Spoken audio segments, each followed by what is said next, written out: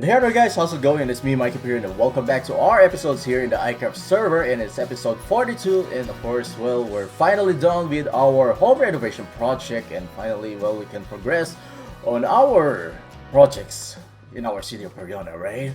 So basically, well, during the last live streams, a couple of live streams, we have done our home renovations, especially expanding these tree farms. So now we have more trees to farm, and well, we're just basically trying to equalize the amount of wood or logs that we are actually farming from these trees, since well, these trees have different, attributes in terms of like producing the amount of wood that we can actually harvest per batch, or because most of the time we do this per batch, right? And basically this is just a manual tree farm, because basically the reason behind that is because we're also using the leaves, right? We're also trying to collect the leaves for our landscaping projects, so probably of course an automatic tree farm is not really that advisable, right? But anyhow, so of course we have done that on the four types of these woods, the birch, we have expanded on this area right over here, and same as for this oak, we have expanded on this area, and as well as on that corner right over there,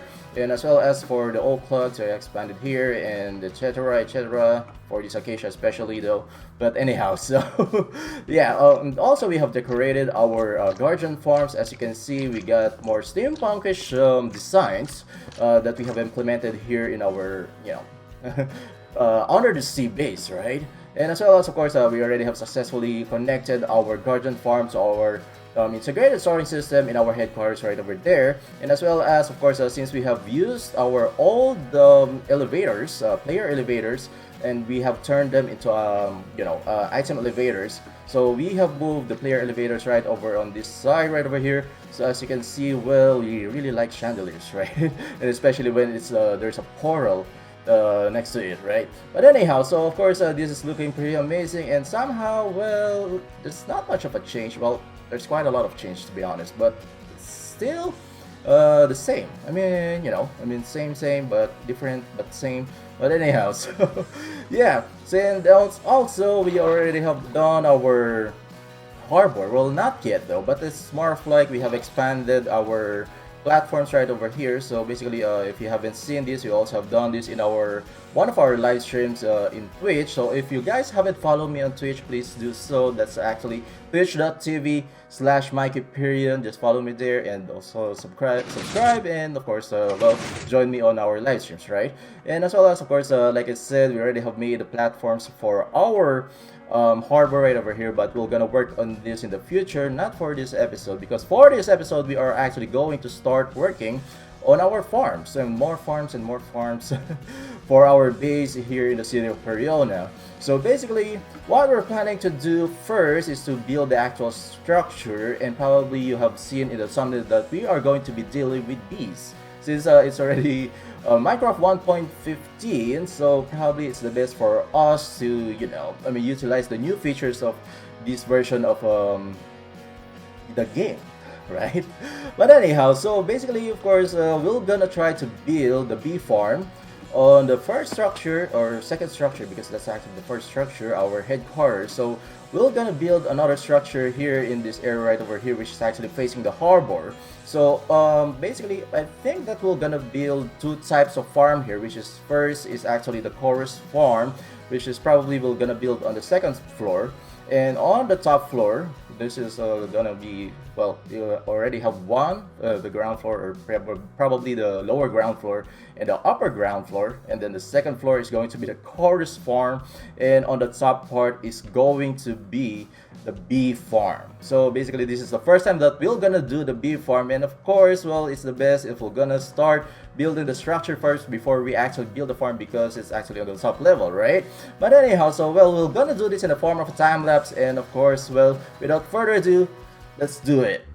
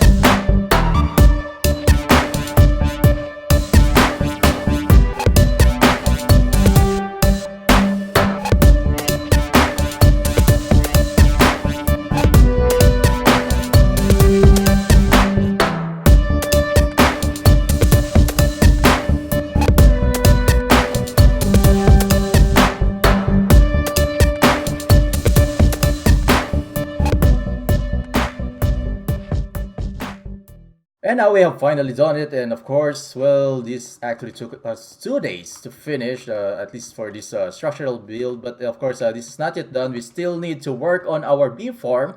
Well, for the chorus farm, it's already done. So basically, I have divided it into two. So from in here, it is actually for the chorus flowers. So at least we can easily reach the chorus flowers, because on the actual plant they actually really tall, right? So basically I have two levels for the chorus flower, and for the actual chorus plant, well, we have a bunch here. So basically this can be harvested already, but I'm just gonna do that later. And of course, the last thing that we have to work on for this episode, and actually the main topic for this episode, is actually the bee farm.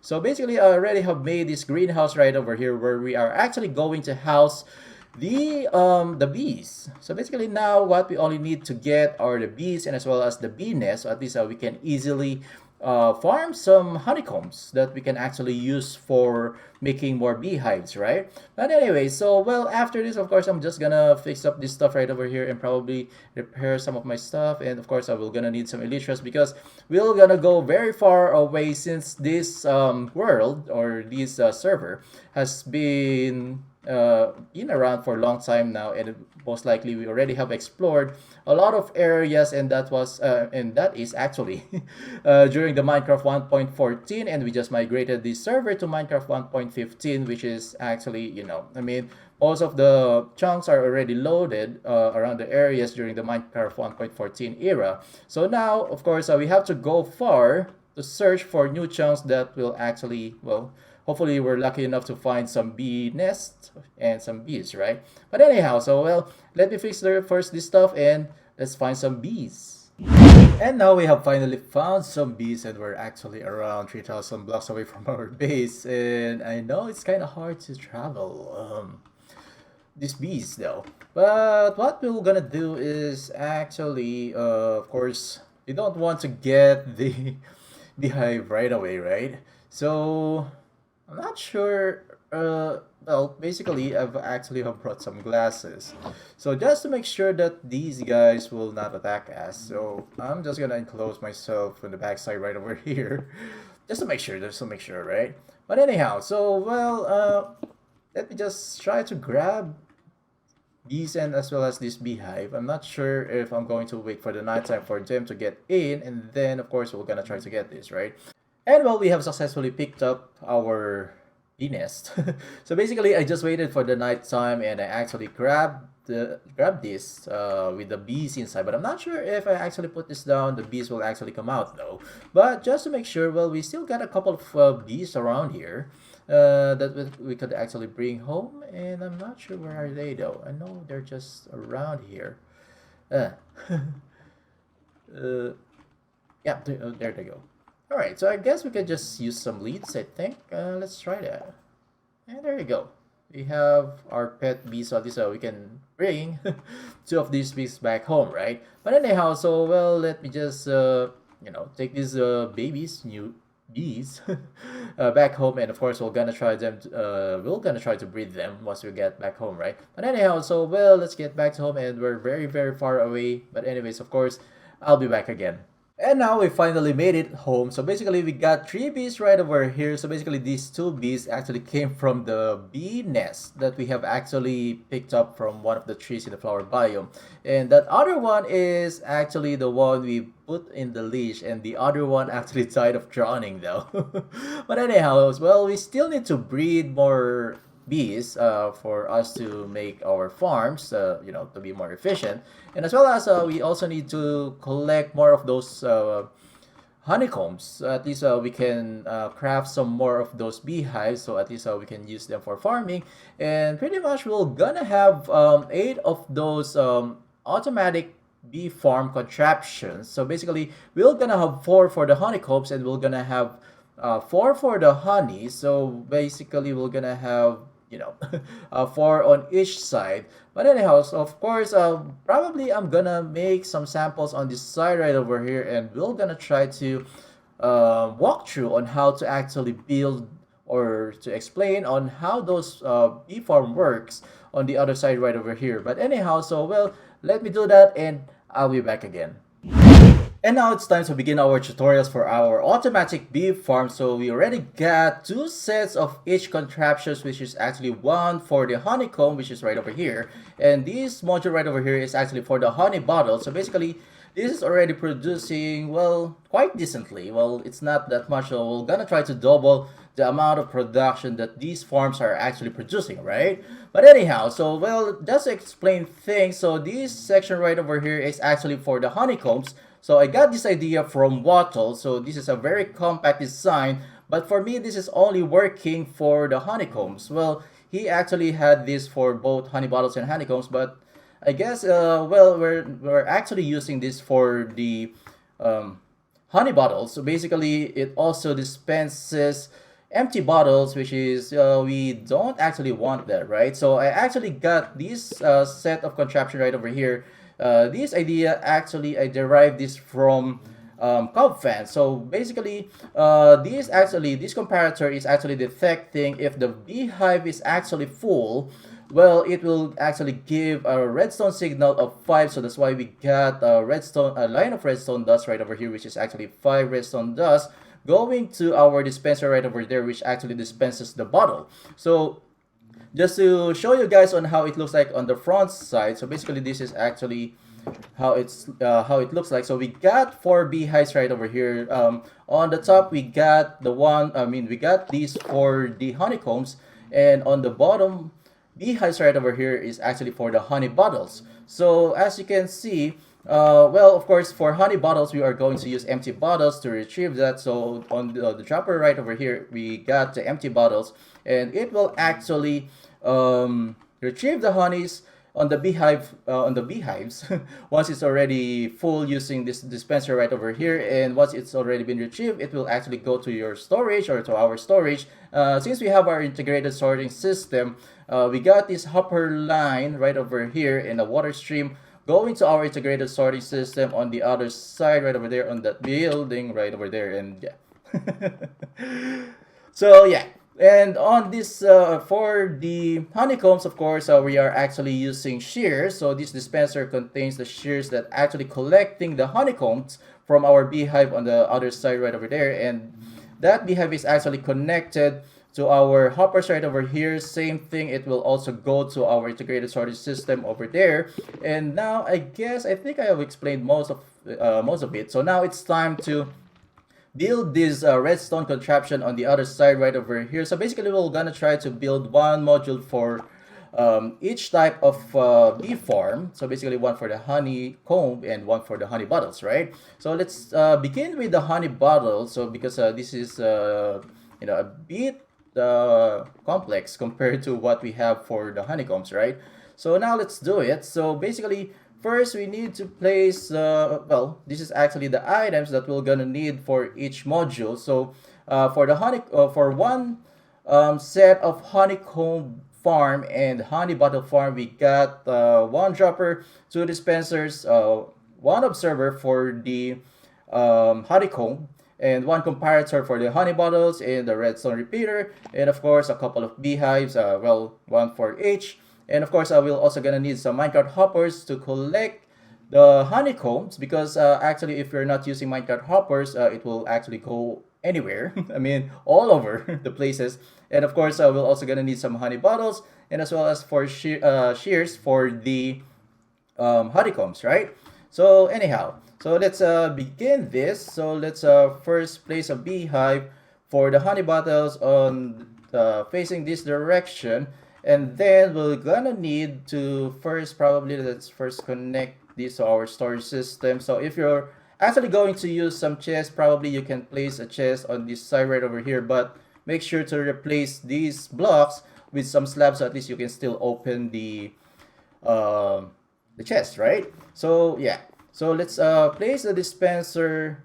Let's grab one dispenser for our honey bottle farm. Well, it's kind of confusing to say which is which, right? But anyhow, so this dispenser will actually connect the honeys from our beehive right over here, and then of course we have to contain the bottles. Let's put a temporary block right over here because it has to face downward, so it will it has to be connected to our dispenser right over here. So basically this is a dispenser and this one is actually a dropper. So this will actually collect all of the honeys coming from the beehive, but of course we need a trigger for that dispenser to work. So basically we just need to determine using a comparator on this section right over here. So this comparator will give a redstone signal of 5, so that's why we have 5 redstone dots right over here, and of course a repeater connecting through our dropper right over there. And of course we also need to disconnect these two redstone dots right over here, so that's why we're actually placing a block in order to separate those two redstone signals, right? So this once this beehive is already full, it will give a redstone signal of 5 that will actually trigger this dropper right over here, and we can actually already place the glass bottles. So at least once we already have activated this, it will actually start collecting some honey bottles, right? So this is actually for the honey bottles. So now it's time to make for the one for these honeycombs. So basically for the honeycombs, we still need to make sure that we have a minecart hopper inside it. So to do that, let's first connect our hoppers to start collecting that. So basically it should be aligned on that direction, so that one there, and the beehive is actually should be on top of this hopper. So yeah, so now it's time to place the minecart on top of it. So basically we have to make sure that this is actually aligned.